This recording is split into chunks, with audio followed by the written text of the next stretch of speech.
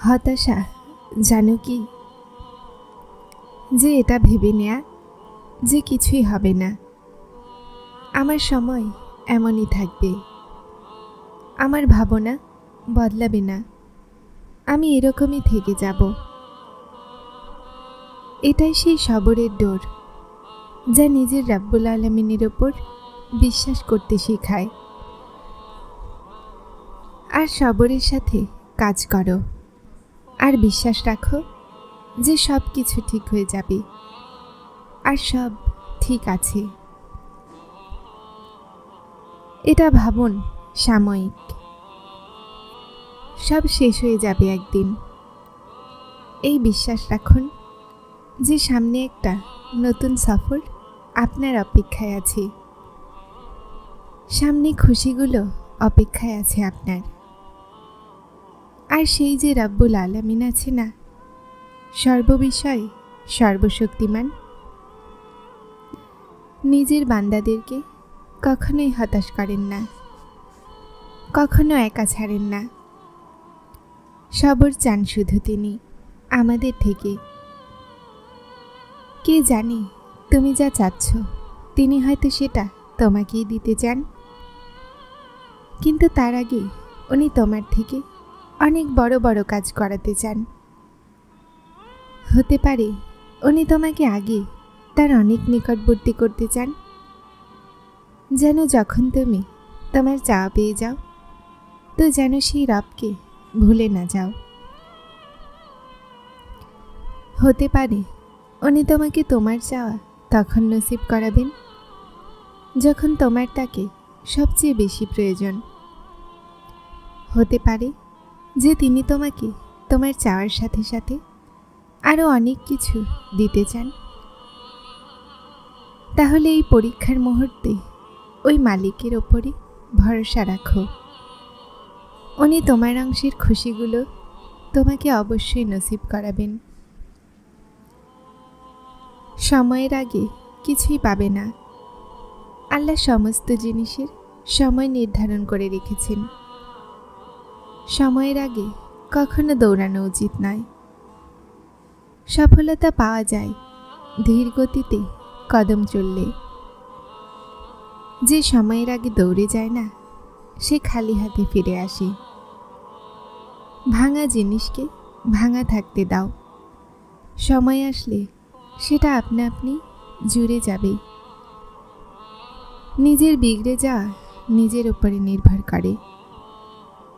আমরা নিজেকে নিজেরা এলোমেলো করে দিই। সময়ের আগে জিনিসগুলোকে চাই। সময়ের গতি খুব তেজ, কিন্তু আসে নিজের সময়ে। কিছু মানুষের এখতিয়ার কোনো জিনিসেই নেই, তাদের কাছে একটা নিয়ামত আছে, সেটা হলো সবর। সহ্য করতে শিখো, নিজেকে সবরকারী বানাও। তোমার নজরে তুমি নিরুপায়, কিন্তু বাস্তবতা এটাই যে তিনি প্রতিটা ফয়সালা তোমার হাতেই দিয়ে রেখেছেন। যে চাইলে তুমি আমার থেকে উদাসীন থেকে সব কিছু হারিয়ে ফেলো, আর চাইলে আমাকে রাজি করিয়ে সেটাও পেয়ে যাও যা কখনোই পেতে পারোনি। শোনো, যদি তোমার জন্য কোনো জিনিস উত্তম হয় তো সেটা তোমার কাছে পৌঁছে দেয়া হবে, আর যদি তোমার জন্য উত্তম না হয় তাহলে এসেও চলে যাবে। তুমি আল্লাহর উদ্দেশ্যকে বুঝতে পারবে না। ওই রবের উদ্দেশ্য বোঝা তোমার চিন্তার বাইরে। এজন্য যদি তোমার থেকে কোনো জিনিস নিয়ে নেওয়া হয় তাহলে এটাও মনে রাখো যে তিনি এর থেকে উত্তম তোমাকে দিবেন। তুমি শুধুমাত্র যে কোনো পরিস্থিতিতে তার শুকরিয়া আদায় করতে থাকো, আর তোমার নসিব ভালো হওয়ার দোয়া করতে থাকো। কেননা নিশ্চয়ই তিনিই উত্তম জানেন। আর তুমি এভাবেই প্রশান্ত হয়ে যাবে এটা জেনে যে যখন তোমার কাছে সব কিছু ছিল তখনও তিনি ছিলেন। আর যখন কেউ কাছে ছিল না, তখনও তিনি তোমার কাছে ছিল। প্রথম থেকে শেষ পর্যন্ত তিনিই তোমার সাথে ছিলেন। আর তারপর তুমি বুঝতে পারবে শুধুমাত্র তার সাথে থাকাই উত্তম ছিল। কখনো কখনো এমনও হয় যে আমাদের উপরে আসা পরীক্ষা আমাদের জন্যই হয় না, সেটার উদ্দেশ্যই হলো অন্যদের আসল চেহারা দেখানো হয়। যখন মাথাকে ঝুঁকিয়ে নিয়েছ আল্লাহর প্রতিটা হুকুমের ওপর, তাহলে তারপর তার ফয়সালার ওপরে প্রশ্ন করো না। আজ নয় তো কাল তোমাকে তোমার চাওয়া জিনিসের মাধ্যমে ভরিয়ে দেয়া হবে। দেরির মানে তো এটা যে তোমার হকে উত্তম করে দেয়া হয়েছে। হাদিস শরীফে বয়ান আছে যে আল্লাহ সেই আমলকে কবুল করেন যা শুধুমাত্র তার সন্তুষ্টির জন্য করা হয়। অধিকাংশ সময় আল্লাহ আপনাকে আপনার পছন্দের মানুষগুলো এবং জিনিসের থেকে দূরে করে দেন। উদ্দেশ্য আপনার মনে কষ্ট দেয়া নয়, আসলে আপনাকে সেই রবের নিকটবর্তী করাই উদ্দেশ্য হয়। যদি কোথাও অনুভব হয় যে আপনি একা আছেন, তাহলে এটা ভুলবেন না যে আপনি একা হতে পারেন না। আল্লাহ তাআলা কখনোই কাউকে একা করেন না। তাই তার নাম একটু অন্তরে নাও, অন্তরের গভীর থেকে ডাকো তাকে। তোমার মা তোমার এক ডাকের জন্য এত অস্থির হয়ে যায়, তাহলে তিনি কতটা কাছে আছেন। কখনো আশা ছাড়বে না, কখনো উদাস হয় না, কেননা তিনি কখনোই আশা ভাঙেন না। উনি অন্তরকে জুড়ে দেন। নিজের দুঃখের অভিযোগ করো না, নিজের পরীক্ষায় দুঃখী হও না। যা তোমার তা তোমার কাছে আপনা আপনি আসবে। প্রতিদিন সেটা পাওয়ার আশা করো না। তকদির বদলে যাবে আপনা আপনি। হে ইনসান, হাসতে শিখে নাও, উদ্দেশ্য খুঁজো না। তুমি জানো না যে আল্লাহ তোমার জন্য কত কি ভেবে রেখেছেন।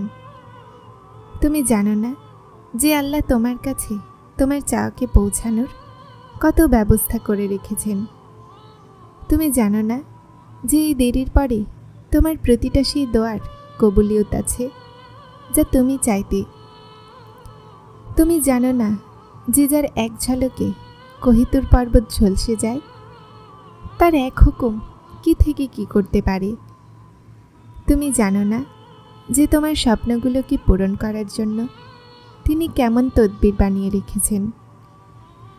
তুমি জানো না যে তোমাকে ভেঙে দেওয়ার মধ্যে তিনি তোমাকে জুড়ে দেওয়ার সমস্ত রহস্য লুকিয়ে রেখেছেন।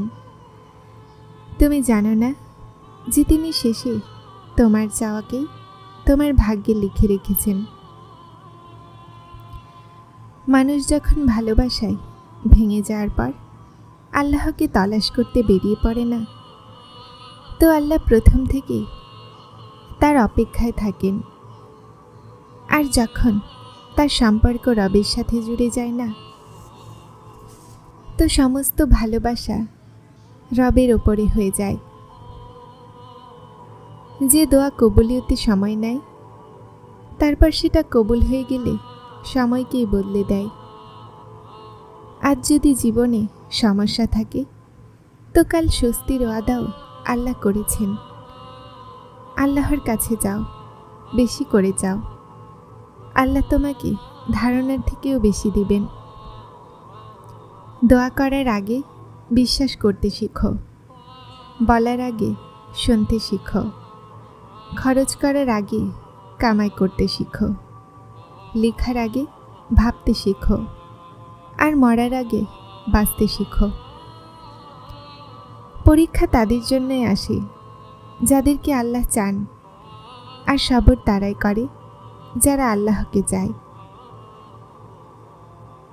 যখন আপনি আল্লাহর উদ্দেশ্যকে বুঝতে শিখেন, তারপর আপনার অন্তর জিদ করা ছেড়ে দেয়।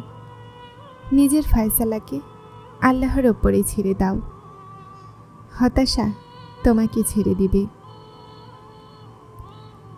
যারা চ্যানেলটিতে নতুন এসেছেন তারা সাবস্ক্রাইব করে হেদায়েতের সাথে থাকুন। আসসালামু আলাইকুম।